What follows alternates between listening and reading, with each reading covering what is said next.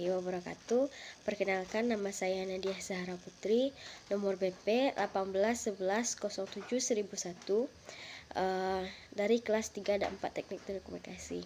Pada video ini saya akan mempresentasikan UTS Manajemen Jaringan Telekomunikasi mengenai perubahan paradigma lama menjadi paradigma baru. Perubahan paradigma bisnis adalah suatu respon dari perubahan global. Perubahan terjadi dalam berbagai aspek lingkungan bisnis, salah satunya di bidang telekomunikasi. Hal ini menuntut setiap negara, organisasi, atau perusahaan untuk mengikuti setiap perubahan yang ada agar dapat bertahan di persaingan global. Perusahaan paradigma bisnis telekomunikasi meliputi berbagai hal.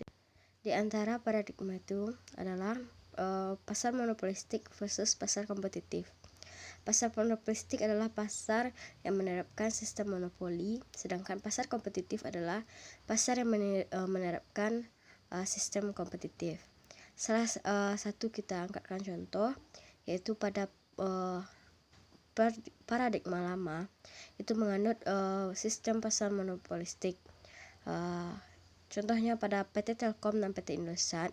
Pada tahun 2001, PT Telkom dan PT Indosat ini diberi sebuah undang-undang oleh pemerintah, di mana PT Telkom hanya menguasai jasa dasar telekomunikasi domestik, sedangkan PT Indosat hanya menguasai jasa dasar telekomunikasi yang terkait dengan internasional atau sambungan langsung internasional. Kemudian pihak-pihak swasta yang bergerak di bidang bisnis telekomunikasi non-dasar harus bekerja sama dengan pengelola bisnis telekomunikasi bisnis dasar, sehingga Telkom dan Indosat akhirnya terlibat dalam kepemilikan saham baik secara sendiri maupun bersama di perusahaan-perusahaan swasta tersebut. Akibatnya terjadi semacam monopoli atau dominasi oleh keduanya terhadap sektor telekomunikasi yang ada di Indonesia. Perubahan berikutnya yaitu vertical regulation dan horizontal regulation. Pada paradigma lama terdapat bisnis vertikal atau vertical regulation, di mana bisnis vertikal ini pada dasarnya merupakan pembatasan bisnis terhadap jenis produknya. Suatu badan usaha diberikan lisensi untuk mengadakan atau mendistribusikan dan menjual satu atau dua produk saja. Namun dengan adanya perkembangan dan konvergensi teknologi yang pesat, bisnis vertikal mempunyai banyak kerugian. Di antaranya munculnya monopoli, kemudian rendahnya efisiensi dan performansi perusahaan.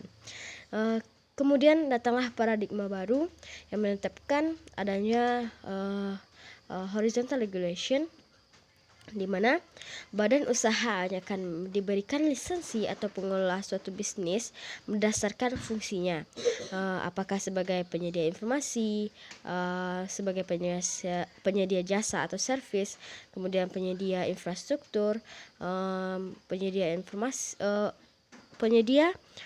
perangkat atau hardware, dan lain sebagainya. Perubahan sudut pandang paradigma juga terlihat dari segi regulasi yang diberlakukan oleh pelaku bidang telekomunikasi, sehingga terkesan sangatlah ketat demi menjaga pasar monopolistik. Hal yang sangat berbeda dapat dilihat pada paradigma baru yang dimulai berlaku saat ini. Jika pada paradigma lama regulasi yang ditetapkan terkesan parsial, di mana peraturan yang dibuat terpisah-pisah, sehingga masih sangat memungkinkan terjadinya ketidaksinkronan dan ketidaksesuaian antar aturan-aturan yang dibuat. Kemudian pada paradigma baru yang dikenal dengan istilah light touch regulation adalah aturan atau regulasi yang dibuat lebih bersahabat dan lebih sederhana, di mana aturan tersebut juga bersifat terintegritas, sehingga kita mempunyai pedoman yang jelas mengenai aturan atau regulasi yang ditetapkan. Kemudian perubahan pada infrastruktur telekomunikasi dan infrastruktur informasi. Pada paradigma lama itu menganut infrastruktur telekomunikasi ditandai dengan adanya penyediaan jasa pos domestik, kemudian penyediaan jasa telegram internasional, dan adanya penyediaan jasa telepon untuk pertama kalinya. Kemudian zaman terus berkembang dan yang dibutuhkan oleh orang-orang pada umumnya itu bukan infrastruktur telekomunikasi lagi, melainkan informasi, karena infrastruktur telekomunikasi itu sudah ada dan hanya perlu dikembangkan. Sedangkan yang dibutuhkan oleh orang-orang pada umumnya itu infrastruktur informasi, di mana sudah adanya jaringan 3G, kemudian adanya koneksi internet pada aplikasi seluler dengan sistem UMTS, WiFi, WiMAX, dan lain sebagainya, membuat orang-orang atau pebisnis lebih mengejar lebih membangun pada infrastruktur bisnis berupa informasi.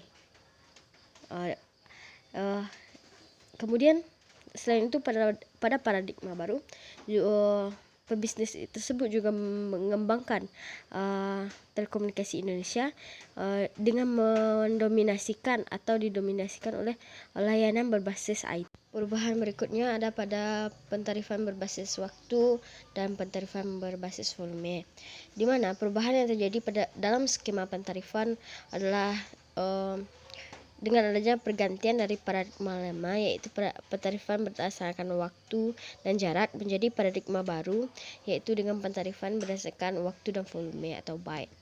Salah satu penyebab dari hal ini adalah adanya pergeseran telekomunikasi legacy atau voice dan SMS menjadi telekomunikasi berbasis data yang didukung oleh perkembangan internet yang begitu pesat. Pada pentarifan berbasis waktu dan jarak itu semakin jauh jarak yang kita tempuh, maka tarif yang dikenakan kepada kita itu semakin besar. Sedangkan pada paradigma baru tidak terkendala lagi seberapa jauh kita berkomunikasi, tapi seberapa lama atau seberapa besar volume yang kita gunakan atau seberapa banyak byte yang kita gunakan dalam kita menyampaikan informasi atau menerima. Perubahan paradigma selanjutnya yaitu di industrial economy menjadi knowledge based economy. Jika pada masa industrial ekonomi atau paradigma lama, tanah, pabrik itu menjadi aset ekonomi yang paling berharga serta sumber utama kemakmuran dan kesejahteraan.